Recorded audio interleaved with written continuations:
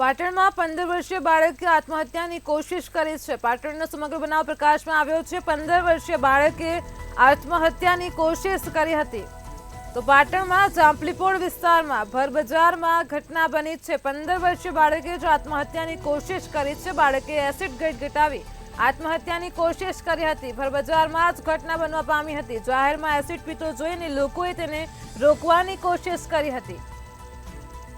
તો બાળક પાસેથી એસિડની બોટલ છીનવી લઈ અને તોડી નાખવામાં આવી હતી। ભર બજારમાં ઘટના છે। 15 વર્ષના બાળકે જ આત્મહત્યા કરવાની કોશિશ કરી છે। તો પાટણમાં 15 વર્ષીય બાળકે આત્મહત્યાની કોશિશ કરી હતી।